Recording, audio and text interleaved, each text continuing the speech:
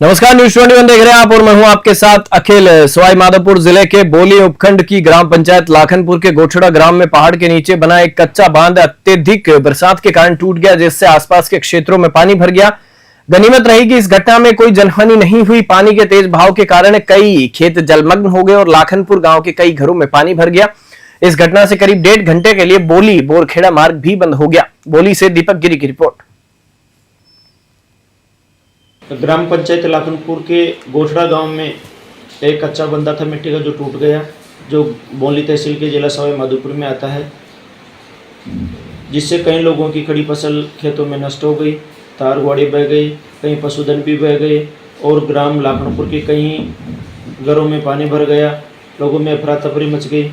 तहसील मुख्यालय से संपर्क कट गया और 2 घंटे तक रास्ता जाम रहा, जिससे लोगों को बहुत परेशानी का सामना करना पड़ा।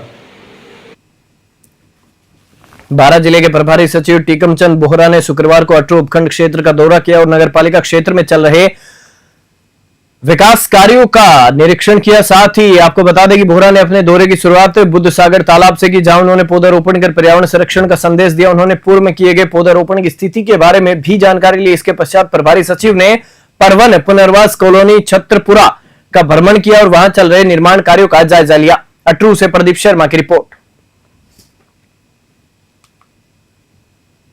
शनिवार को ब्यावर के नजदीक सेंदड़ा रेलवे स्टेशन पर गरीब रथ एक्सप्रेस के इंजन में अचानक आग लगने से यात्रियों और रेलवे स्टाफ के बीच अफरा तफरी मच गई। हालांकि दमकल कर्मियों और स्थानीय ग्रामीणों की त्वरित कार्रवाई से एक बड़ा हादसा टल गया। आपको बता दें कि आग लगने की सूचना मिलते ही ब्यावर से 2 फायर ब्रिगेड की गाड़ियां मौके पर पहुंची। करीब 2 घंटे की कड़ी मशक्कत के बाद आग पर पूरी तरह से काबू पा लिया गया। घटना के तुरंत बाद रेलवे के वरिष्ठ अधिकारी भी मौके पर पहुंचे और स्थिति का जायजा लिया। आग लगने के कारणों की जांच की जा रही है। ब्यावर से सौरभ माथुर की स्पेशल रिपोर्ट। उनियारा के ग्राम पंचायत बोसरिया के हुकमपुरा गांव में राजकीय प्राथमिक विद्यालय एक बार फिर टापू बन गया। लगातार बारिश के कारण स्कूल चारों तरफ से पानी से घिर गया है। यह स्कूल एक तालाब के पेटे में बना हुआ है और ग्रामीणों के अनुसार तालाब की निकासी की जगह पर प्रभावशाली लोगों ने अतिक्रमण कर लिया है, जिससे हर साल बरसात में पानी नहीं निकल पाता है और स्कूल पानी में डूब जाता है। प्रधानाध्यापक सीताराम सैनी प्रतिदिन सुबह स्कूल जाकर बच्चों को सावधानी बरतने के लिए सचेत करते हैं और फिर उन्हें अपने घर पढ़ने के लिए बुलाते हैं। उनियारा से राजेश सेन की रिपोर्ट। PS हुकमपुरा प्रधानाध्यापक, मैं प्रशासन को इस स्कूल के मैदान में पानी भरा हुआ है कई बार अवगत करा दिया, लेकिन कोई सुनवाई नहीं होती है। और मैं अभी भी आज भी बच्चों को हमारे घर पर अध्ययन करा रहा हूं।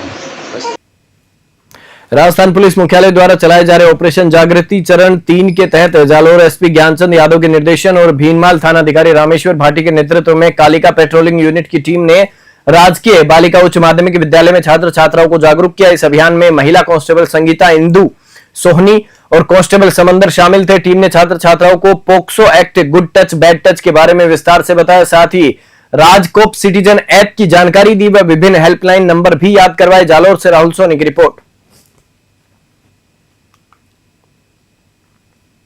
मेड़ता सिटी में मूसलाधार बारिश का कहर जारी है, जिससे शहर के हालात बिगड़ गए हैं। लगातार हो रही बारिश के कारण जनजीवन पूरी तरह अस्त व्यस्त हो गया है और आमजन बेहाल है।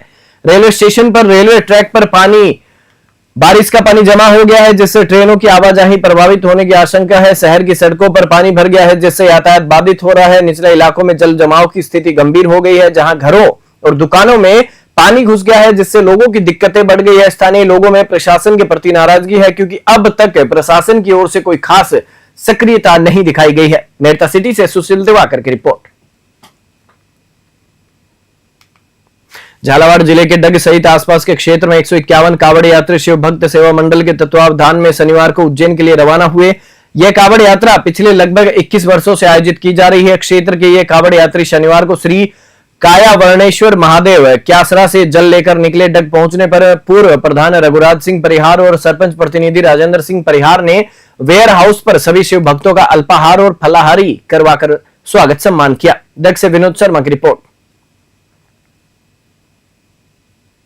डेंगू उपखंड क्षेत्र के आनंदपुरा गांव में राजकीय उच्च प्राथमिक विद्यालय की खराब हालत और नाजुक हालत और नए कमरों के निर्माण में हो रही देरी को लेकर ग्रामीणों स्कूल प्रबंधन समिति यानी कि एसएमसी के सदस्यों ने एक बैठक की। ग्रामीणों ने प्रशासन पर लापरवाही का आरोप लगाते हुए आंदोलन की चेतावनी दी है। राजकीय विद्यालय में कुल 68 छात्र छात्राएं कक्षा 1 से 8 तक की पढ़ाई कर रहे हैं, लेकिन विद्यालय में मात्र 2 कमरे हैं। 2 साल पहले इस विद्यालय को क्रमोन्नत किया गया था और उसी समय समस्त शिक्षा अभियान के तहत 9 नए कक्षा कक्षों के निर्माण के लिए डीएमएफटी फंड से 8,82,352 रुपए की राशि स्वीकृत की गई थी। ग्रामीणों और ठेकेदार का आरोप है कि कनिष्ठ अभियंता चंद्रभान धाकड़ की लापरवाही के कारण निर्माण कार्य शुरू नहीं हो पा रहा है। बेंगू से मदन मीणा की खास रिपोर्ट। इस विद्यालय के अंदर 2 साल पहले विद्यालय राजकीय उच्च प्राथमिक विद्यालय को क्रमोन्नत किया गया था। कांग्रेस शासन काल में अशोक गहलोत जी ने इसको क्रमोन्नत किया।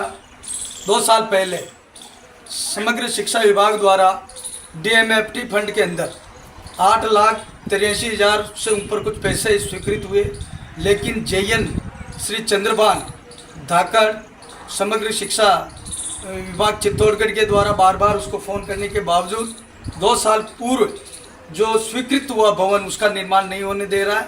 साथ ही प्रशासनिक उपखंड अधिकारी और सीबीओ को बार बार अवगत कराने के बावजूद इस विद्यालय के अंदर कोई काम नहीं हो पा रहा है। आज इस विद्यालय में मात्र 2 कमरे हैं, पूरा स्टाफ है और 68 छात्र छात्राएं अध्ययनरत हैं। जिस विद्यालय के अंदर इतनी अच्छी शिक्षा है वहाँ पर मात्र कमरे 2 हैं, जिससे स्टाफ भी रुकता है, 68 छात्र छात्राएं भी रहती। जोधपुर के धुंधाड़ा गांव में शनिवार रात हुई मूसलाधार बारिश से हालात बेहद खराब हो गए हैं। तेज बारिश के कारण रेलवे स्टेशन के पास स्थित कॉलोनियों में 2 से 3 फीट तक पानी भर गया है। आपको बता दें कि कई घरों में पानी घुस गया, जिससे लोगों का सामान भीग गया और भारी नुकसान हुआ। लोग पूरी रात जागते रहे ताकि घर में और नुकसान न हो। शहर की अधिकांश सड़कों पर पानी भरने से यातायात पूरी तरह बाधित हो गया है। नगर निगम की लापरवाही साफ नजर आ रही है, क्योंकि जल निकासी की समुचित व्यवस्था नहीं की गई थी। जोधपुर से मनोहर सिंह की रिपोर्ट। कानून मंत्री जोगाराम पटेल जोधपुर प्रवास पर रहे। इस दौरान उन्होंने मीडिया से बातचीत करते हुए कहा कि इस बार इंद्र भगवान राजस्थान पर मेहरबान है और पूरे नदी नाले उफान पर चल रहे हैं।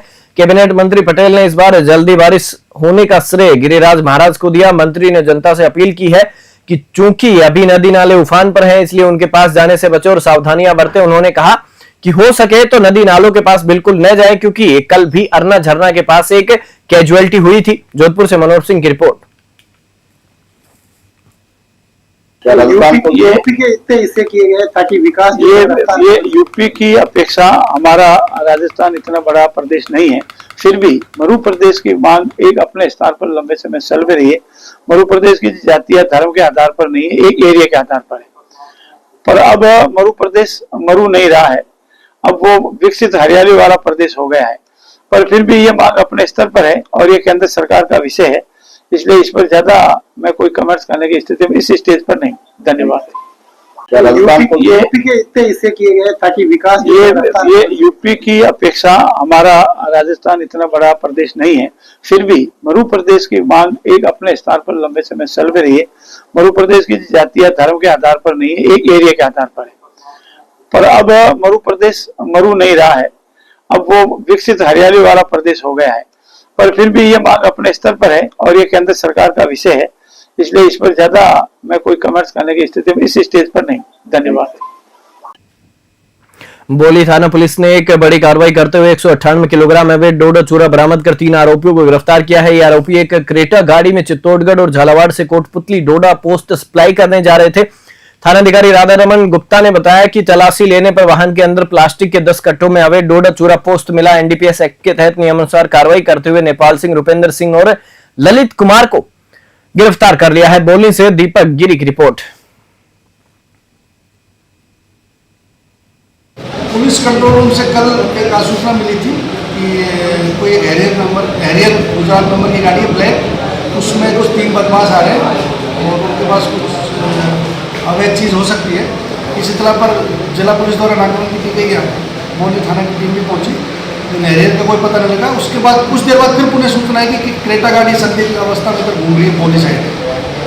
तो खिरनी की तरफ मूवमेंट होने पर टीम हमारी 2 तरफ से नाकाबंदी की टीम के द्वारा, तो खिरनी के पास उस टीम का वो गाड़ी का पीछा करके गाड़ी को पकड़ा है। उसमें करीब 1 कुंटल 98 किलो डोडा पोस्ट सहित 3 लोगों को गिरफ्तार किया गया है और उनके पास श्रीगंगानगर सहित राजस्थान में न्यायिक कर्मचारियों की अनिश्चितकालीन हड़ताल दूसरे दिन भी जारी रही। कर्मचारियों की मुख्य मांग कैडर पुनर्गठन को लेकर है। राजस्थान न्यायिक कर्मचारी संघ के नेतृत्व में यह आंदोलन पूरे राज्य में चल रहा है। संघ के प्रदेशाध्यक्ष सुरेंद्र नारायण जोशी जयपुर में भूख हड़ताल पर हैं। राज्य की 1638 अधीनस्थ अदालतों में करीब 20,000 न्यायिक कर्मचारी कार्य बहिष्कार में शामिल है। प्रांतीय प्रतिनिधि श्याम सुंदर बिश्नोई के अनुसार कैडर पुनर्गठन की स्वीकृत योजना अभी तक लागू नहीं हुई है। श्रीगंगानगर से कृष्ण आसेरी की रिपोर्ट। हमारी मांग ये है कि राजस्थान के सभी कर्मचारियों को, न्यायिक कर्मचारियों को छोड़ते हुए राजस्थान सरकार ने 2022 के अंदर कर्मचारियों के पदों का पुनर्गठन कर दिया, कैडर रिवाइज कर दिया। 2022 से लेकर के आज तक हम बार बार सरकार से पत्र व्यवहार कर रहे हैं, लेकिन सरकार ने न्यायिक कर्मचारियों के कैडर का पुनर्गठन नहीं किया है। माननीय हाईकोर्ट ने भी फुल बेंच ने 2023 के अंदर मई में सरकार को अपना जो बनाकर के प्रतिवेदन भेज दिया कि इस तरह से न्यायिक कर्मचारियों का पुनर्गठन कर दो, लेकिन सरकार। बानसूर में कांग्रेस के प्रदेशाध्यक्ष गोविंद सिंह डोटासरा संविधान बचाओ रैली के लिए अलवर जाते समय बानसूर पहुंचे, जहां पर कार्यकर्ताओं ने उनका भव्य स्वागत किया। इस स्वागत कार्यक्रम का नेतृत्व पूर्व मंत्री शकुंतला रावत ने किया। बानसूर में कांग्रेस के प्रदेश अध्यक्ष गोविंद सिंह डोटासरा आज संविधान बचाओ रैली के लिए अलवर जाते समय बानसूर पहुंचे, जहां पर कार्यकर्ताओं ने उनका भव्य स्वागत किया। इस स्वागत कार्यक्रम का नेतृत्व पूर्व मंत्री शकुंतला रावत ने किया। बानसूर से सतीश शर्मा की रिपोर्ट। अध्यक्षों को, लेकिन ये जो संविधान बचाने की रैलियों की आवश्यकता क्यों पड़ी, जन जागरण हमें क्यों करना पड़ रहा है, लोगों के बीच में जाकर के बात क्यों कहनी पड़ रही है, इसलिए कहनी पड़ रही है कि जब सत्ता में मोदी जी आए थे 2014 में, तो बड़ी बड़ी बातें इन्होंने की थी। चाहे वो विदेश नीति की बात हो, चाहे किसान की आमदनी दोगुनी करने की बात हो, चाहे महंगाई कम करने की बात हो, चाहे बेरोजगारी दूर करने की, ये सारे मुद्दे तो हवा ही हो गए और मनगढ़ंत मुद्दे ले आए। राष्ट्र की भावना ये है वो है, तो राष्ट्र तो पहले भी मजबूत था, आगे भी मजबूत रहेगा। और इन्होंने जिस तरीके से संविधान की धज्जियां उड़ाई हैं, जिस तरीके से इन्होंने जो संवैधानिक संस्थाएं हैं उनका दुरुपयोग करके आवाज को कुचलने का काम किया है, मैं समझता हूं कि हम सबको। राजस्थान अंबेडकर शिक्षक संघ घड़साना ने राजकीय विद्यालयों में पढ़ रहे जरूरतमंद छात्र छात्राओं को निःशुल्क स्टेशनरी का वितरण किया। इस पहल को शिक्षा के क्षेत्र में एक नई दिशा देने वाला कदम माना जा रहा है। संघ के अध्यक्ष देवीलाल परिहार और नथुराम धूलिया ने कहा, हम चाहते हैं कि कोई बच्चा सिर्फ इसलिए पढ़ाई से वंचित न रह जाए क्योंकि उसके पास कॉपी पेन नहीं है। हमारा संकल्प है हर बच्चे तक शिक्षा की रोशनी पहुंचे। घड़साना क्षेत्र में चल रही यह मुहिम न केवल जरूरतमंद बच्चों को राहत दे रही है, बल्कि समाज को समान शिक्षा, समान अवसर का एक महत्वपूर्ण संदेश भी दे रही है। इस पहल के बाद राजकीय विद्यालयों में पढ़ने वाले बच्चे अब निसंकोच होकर कह सकते हैं, हम भी कर सकते हैं, हम भी बढ़ सकते हैं। घड़साना से निशान सतराना की रिपोर्ट। सर, हमें राजस्थान शिक्षक संघ अम्बेडकर के द्वारा एक मैसेज प्रोवाइड किया गया था। उस मैसेज के थ्रू हम लोगों ने एक लेटर पैड पे जरूरतमंद बच्चों के लिए, जिनके रियल के अंदर जो लो कैटेगरी के जो बच्चे हैं, निम्न स्तर के जो बच्चे हैं, जरूरतमंद बच्चे, उनके लिए हम लोगों ने एक लिस्ट प्रोवाइड करवाई उन लोगों को। और कल हमें घड़साना शाखा अम्बेडकर शिक्षक संघ के द्वारा स्टेशनरी प्रोवाइड करवाई गई, जिसमें से कॉपी, रजिस्टर और पेंसिल्स और रबड़, ये चीज़ें दी गई। आज प्रेयर असेंबली में हम लोगों ने जरूरतमंद बच्चों को जो नाम हम लोगों ने लिखे थे उनको हमने वितरित किए। जी सर, जिस प्रकार आज आपके विद्यालय में पुस्तक वितरण की गई है, क्या कुछ कहोगे? नहीं, ये बहुत अच्छी शुरुआत है। और जो बच्चे असमर्थ हैं, जिनके माता पिता का साया उठ गया, वो एक बहुत बड़ा सहयोग है। मैं तो राजस्थान शिक्षक संघ अम्बेडकर को धन्यवाद देना चाहता हूँ कि ये बहुत अच्छी पहल है जिसकी शुरुआत की है। सर, अगर बात करें जिस प्रकार इन बच्चों को इस प्रकार का मोटिवेट मिलता रहता है और सहयोग मिलता रहता है, तो ये बच्चों से किस प्रकार की अपेक्षा रहती हैं और बच्चों को कितना मोटिवेट मिलता है इन चीजों से? नहीं, बच्चों को मोटिवेट मिलता है। सर, ये मेरी सोच नहीं है, यानी कोई साथी ने सुझाव दिया और ग्रुप में चर्चा चल रही थी, क्योंकि हमारे ब्लॉक का ग्रुप बना हुआ है, तो उसमें उस साथी ने एक मैसेज डाला कि लंगर बहुत लगते हैं, रक्तदान का भी लंगर या कैंप लगता है, अन्न यानी रोटी का लंगर लगता है, क्यों ना पुस्तक या किताबें वितरण या कॉपियां वितरण करने का लंगर लगाया जाए।